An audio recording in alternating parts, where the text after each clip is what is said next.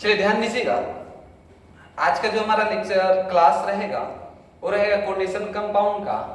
और ये पिछले क्लास में हम कोऑर्डिनेशन कंपाउंड के बारे में ऑक्सीकरण अवस्था को समझाए थे। आज के दिन हम अब ऑक्सीकरण अवस्था हो गया, तो उसके बाद आज के दिन से हम उसका आईयूपीएसी ने जो भी कॉम्प्लेक्स कंपाउंड है, जटिल यौगिक है, उसका हम क्या लेंगे, नेम आज से स्टार्ट कर रहे हैं। तो नेमिंग अच्छी तरह से समझिएगा, कहीं भी कोई दिक्कत हो तो जरूर कमेंट बॉक्स में मैसेज करिएगा, सर यहाँ पे प्रॉब्लम आ रहा है, उस समस्या को आपको निदान बताया जाए कि किस तरह से आपको करना है। ठीक है, अब आते हैं, ध्यान दीजिएगा टॉपिक की ओर। जैसे आपके सामने एक क्वेश्चन रख दिया और क्वेश्चन के माध्यम से आपको आईपीसी नामकरण सिखा रहे हैं, समझिएगा कैसे। जैसे हमने बोला K4 FeCN6-4, ठीक है।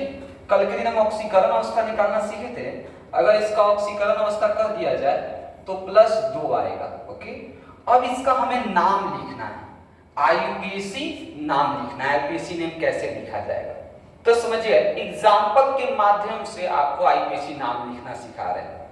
आईयूपीएसी नाम लिखने में सबसे पहला पॉइंट आपको याद रखना है। सबसे पहला पॉइंट ध्यान दीजिएगा, बड़ा ब्रैकेट में जो बाहर इस तरफ होता है या बड़ा ब्रैकेट के इस तरफ होता है, उसको हम लोग केटाइन या एनाइन कहते हैं।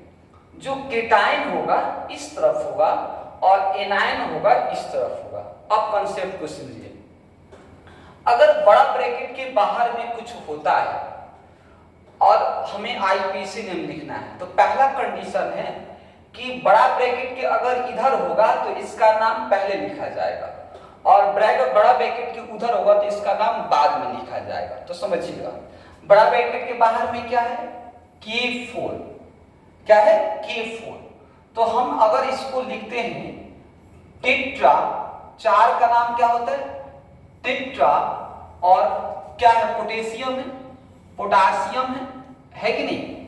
तो बात समझिएगा, अगर हम ये लिखते हैं टेट्रा पोटेशियम के, वो हम क्या बोलते हैं, बड़ा ब्रैकेट के बाहर वाले के लिखना है या बड़ा ब्रैकेट के इधर वाले को बाद में लिखना है। तो जब बड़ा ब्रैकेट इधर है तो सबसे पहले इसको नाम लिखिए। तो ध्यान दीजिएगा, अगर है तो अभी क्या है, K4 है, तो बोलेंगे टेट्रा पोटेशियम। अगर आप टेट्रा पोटेशियम लिखते हैं तो ये क्या है, गलत है। क्या है, गलत है। तो नाम लिखने का तरीका समझिए। और अब अगर बड़ा ब्रैकेट के इधर रहता है तो पहला नंबर पॉइंट है कि जो अगर ये संख्या है तो ये संख्या को नहीं लेना है, सिर्फ क्या लेना है, इसका नाम को लेना है। ठीक है, अगर मान के चलिए यहाँ पे पोटेशियम है तो आप पहले लिखिए सिर्फ क्या, पोटेशियम। ठीक है, तो पहला नंबर आप ये करेंगे नाम लिखते समय। तो क्या आप समझे, इसमें सबसे पहले किसका नाम लिखेंगे, बड़ा ब्रैकेट के अगर इधर है तो आप लिखेंगे नंबर के साथ नहीं, तो इसको बोलते हैं आयनन समूह बोलते हैं। कौन सा समूह, आयनन समूह, आयोनाइजेशन स्फीयर। तो अगर बड़ा ब्रैकेट के आगे है तो आयोनाइजेशन स्फीयर का नाम लिखेंगे, नंबर नहीं लिखेंगे। मान के चलिए यहाँ पे एल्युमिनियम होता, Al3, क्या होता, Al3 होता, तो आप इसको एल्युमिनियम लिख देते हैं। ठीक है, तो ये समझ में आया। अब दूसरा नंबर पॉइंट समझिएगा, ये पहला नंबर पॉइंट होगा। दूसरा नंबर पॉइंट क्या है, दूसरा नंबर पॉइंट है कि अब उसके बाद आपको लिगेंड का नाम लिखना है। किसका नाम लिखना है, लिगेंड का नाम लिखना है। यहां पे लिगेंड कौन है, Cn है। लिगेंड कौन है, Cn है। अब लिगेंड देखना है कि क्या है, नंबर क्या है, या लिगेंड बाइडेंटेंट है, मोनोडेंटेंट है, ट्राइडेंटेंट है, टेट्राडेंटेंट है, पेंटाडेंटेंट है या हेक्साडेंटेंट, मतलब एकल तंतु लिगेंड है, द्वितंतु लिगेंड है, त्रितंतु लिगेंड है, चतुर्थ है, पंचम है, षष्ठ है। तो आप देख रहे हैं कि Cn जो होता है मोनोडेंटेंट लिगेंड होते हैं, एकल तंतु लिगेंड होते हैं। K वो है तो टोटल 6 वो है। तो आप सबसे पहले क्या लिखेंगे, दूसरा नंबर। तो पहला नंबर तो आप समझ चुके हैं क्या लिखेंगे यहाँ पे ना, तो यहाँ पे आप लिखेंगे पहला नंबर पोटेशियम, क्या लिखेंगे? एक सेकेंड, 1 मिनट, पोटेशियम, ठीक है, ये लिखेंगे। अब क्या लिखेंगे यहां पर? क्या लिखेंगे यहां पर? अब ध्यान दीजिएगा, क्या है, कोई दिक्कत है क्या? 1 मिनट समझिएगा। तो पोटेशियम लिखे हम, उसके बाद लिगेंड का नंबर, के गो लिगेंड है, अगर 2 गो लिगेंड है तो डाई लगाएंगे, 3 गो लिगेंड है तो ट्राई लगाएंगे, 4 गो लिगेंड है तो क्या लगाएंगे? टेट्रा लगाएंगे, 5 गो हो तो पेंटा लगाएंगे, 6 गो हो तो हेक्सा लगाएंगे। अभी के गो है? 6 गो, तो आप बोलेंगे हेक्सा। अब बताइए CN को क्या बोलते हैं? आपको लिखा है CN ऋणात्मक लिगेंड होता है, इसका नाम होता है साइनो। क्या नाम होता है? साइनो नाम होता है। तो क्या आईपीसी ने मिला? Potassium hexacyano. तो हमने कितने पॉइंट पढ़े अभी? सबसे पहले इसको देख लिया हम, उसके बाद किसके बारे में पढ़े? लिगेंड के बारे में, और लिगेंड का संख्या लिखा दिया। अब उसके किसके बाद देखेंगे? अब उसको हम देखेंगे इसके बाद सेंट्रल मेटल आयन। किसको देखेंगे? Central metal ion. तो तरीका सीखिए सेंट्रल मेटल आयन का, सबसे आसान सा तरीका बता रहे हैं। सेंट्रल मेटल आयन, जैसे आपके सामने अभी एक फॉर्मूला है, अभी लिखवाए हैं, K4FeCN6 है और -4 है, और यहां पे +2 है। सेंट्रल मेटल आयन कौन है? ये है। तो याद रखिएगा, अगर सेंट्रल मेटल आयन लिगेंड पे निर्भर होता है, अभी देखिए सेंट्रल मेटल आयन कैसे लिगेंड के साथ जुड़ा हुआ है, तो आप कहेंगे, इधर देखो बालक, बालक इधर देखो, पढ़ो, समझ में नहीं आ रहा तो बोलो, कोई दिक्कत है तो। सेंट्रल मेटल आयन किसके साथ जुड़ा हुआ है? CN कैसा लिगेंड है? ऋणात्मक लिगेंड है। क्यों? तो लास्ट में क्या आ रहा है? ID आता है CN के।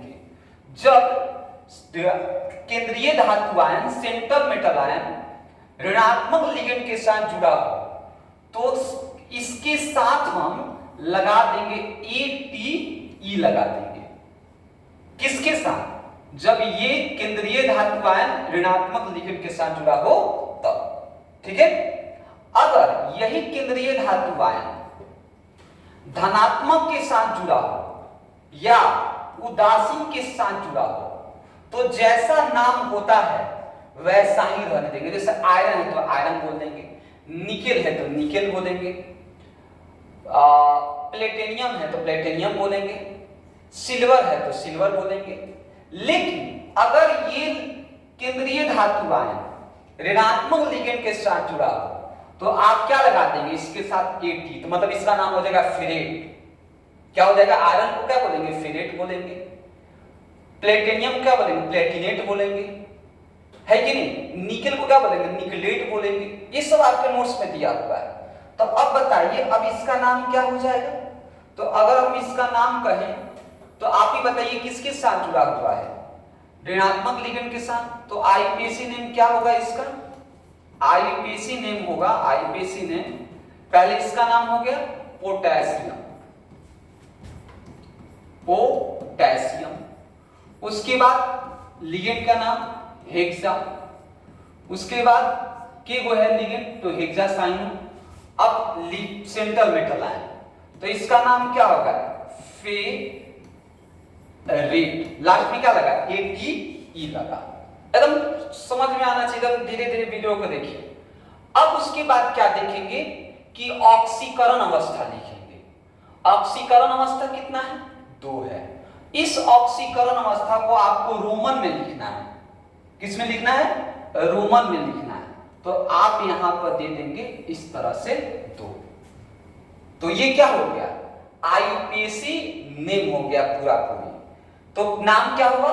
Potassium hexacyano ferrate 2 ions. Ions भी लगा सकते हैं, फेरेट 2 आयंस। तो ये क्या हो गया? IPC name. अब आते हैं तरीका सीखिए। अब इसका एक फॉर्मेट बता देते हैं। फॉर्मेट क्या है? फॉर्मेट है कि हम आपको बता देंगे एक फॉर्मूला और उस फॉर्मूला पे आप लागू करते रहिएगा। बहुत सारा आपके पास क्वेश्चन है, जैसे अगर आपके पास एनायनिक लिगेंड्स है, मींस ऋणात्मक लिगेंड्स है। कौन सा लिगेंड है? ऋणात्मक लिगेंड्स है। तो आप इस फॉर्मूला को लगाइए और आसान सा क्वेश्चन आपको मिल जाएगा। जैसे आप सबसे पहले लिखिए, अगर आयनाइजेशन स्फीयर है तो आयनाइजेशन स्फीयर लिखिए। उसके बाद आप लिखिए किसका नाम? नंबर ऑफ लिगेंड्स, मतलब लिगेंड की संख्या, नंबर ऑफ लिगेंड्स।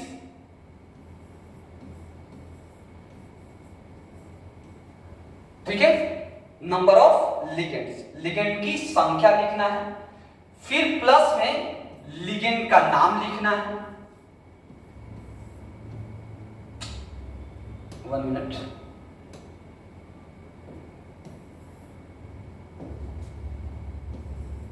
क्या लिखना है? लिगेंड का नाम लिखना है। यहां पे लिगेंड्स नेम लिखिए। फिर उसके बाद क्या लिखिए? फिर उसके बाद सेंट्रल मेटल आयन। अगर एनायनिक लिगेंड है तो इसके प्लस में क्या कीजिए? ATE। फिर क्या कीजिए? Oxidation state. और ऑक्सीडेशन स्टेट को क्या लिखिए? कैसे में लिखना है? रोमन में लिखना है। अब कहेंगे ये कैसे सर? तो आपको अभी एक फॉर्मूला बताए हैं कि कैसे लिखा जाएगा। जैसे आप ही बताइए, अभी हम लोग लिखे हैं, ये हुआ फॉर्मूला, आप उतार लीजिएगा। अभी हम लिखे एक क्वेश्चन, देखिए K4 FeCN6 -4। देखिए सबसे पहले क्या लिखे हम? आयोनाइजेशन स्फीयर, मतलब इसका संख्या नहीं, सिर्फ आयोनाइजेशन स्फीयर। तो नाम क्या लिखे यहां पर? पोटेशियम। दूसरा नंबर क्या लिखे? Number of ligand. लिगेंड कौन है बालक? ये के गो है? तो हेक्सा, 6 गो है। उसके बाद क्या लिखे? Ligand name. लिगेंड क्या है? CN, तो लिखेंगे साइन। उसके बाद क्या लिखे? Central metal ion. अगर क्या है? ऋणात्मक लिगेंड है तो सेंट्रल मेटल आयन के साथ क्या जोड़ेंगे? ATE, तो क्या लिखेंगे? फेरेट बोलेंगे। और उसके बाद ऑक्सीडेशन स्टेट निकालें। ऑक्सीडेशन स्टेट कितना आता है? +2, तो रोमन में लिखना है +2। कोई दिक्कत? तो ये आपका क्या हुआ? IPAC nomenclature. अब बहुत सारा क्वेश्चन आपको हम भेजेंगे, वो IPAC नॉमेनक्लेचर बनाइएगा, कोई आपको दिक्कत होने वाला नहीं। ठीक है, अब एक और है, एक और फॉर्मूला बता देते हैं, इसी पे ध्यान दीजिए। अगर आपके सामने केटायनिक लिगेंड हो, कौन सा लिगेंड हो? केटायनिक लिगेंड हो या न्यूट्रल लिगेंड हो। कैसा लिगेंड हो? न्यूट्रल लिगेंड हो। तो उस समय क्या करेंगे? तो थोड़ा सा बदलाव कीजिए। सबसे पहले ionization sphere plus number of ligands, मतलब लिगेंड की संख्या,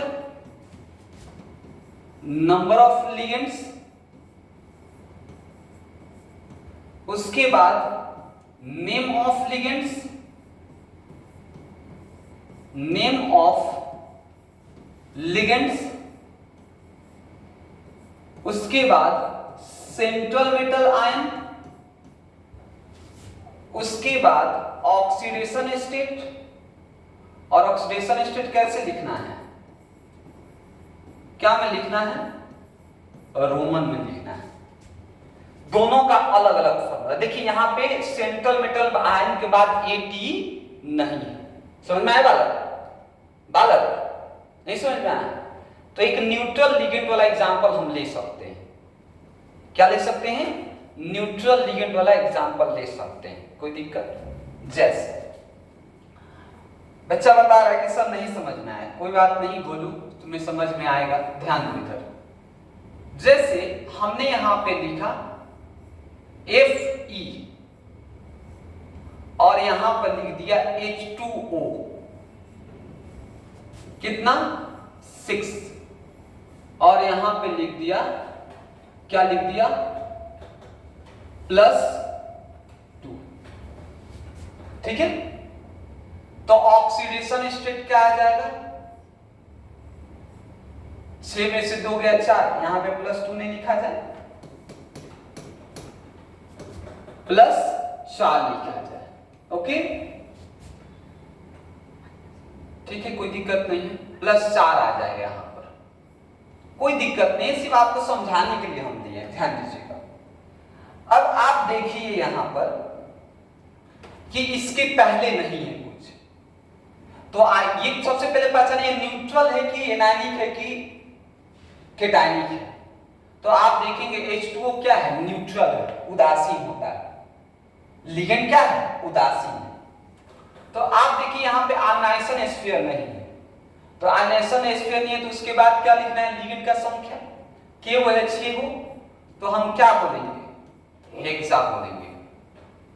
उसके बाद H2O, H2O का नाम देखिए एक्वा होता है, क्या होता है, एक्वा, H2O का नाम उदासीन में दिया है। उसके बाद क्या लिखेंगे, अब देखिए क्या है यहां पर, आयरन है, आयरन किसके साथ जुड़ा, उदासीन लिगेंड के साथ। जब उदासीन लिगेंड के साथ जुड़ा हो तो ATE लगेगा, नहीं लगेगा ATE, यही उदासीन लिगेंड होता, सॉरी एनायनिक लिगेंड होता तो जिसके नाम के लास्ट में ITE हो, ATE हो, तो क्या लगता है, ATE लगता, लेकिन यहाँ पे H2O है, उदासीन है, जब उदासीन रहेगा तो ATE नहीं लगेगा। तो यहां पे डायरेक्ट आप क्या बोलेंगे, आयरन, आयरन, और रोमन में क्या लिख देंगे, 4 आयन। तो ये आपका क्या होगा, हेक्सा एक्वा आयरन 4। इसी तरह से आपको बहुत सारा एग्जांपल दिया गया है, उस एग्जांपल को आप बनाएंगे। ठीक है, तो मिलते हैं नेक्स्ट वीडियो में, और नेक्स्ट वीडियो में हम लोग पढ़ेंगे EAN, जो एग्जाम के लिए बहुत महत्वपूर्ण है। ठीक है।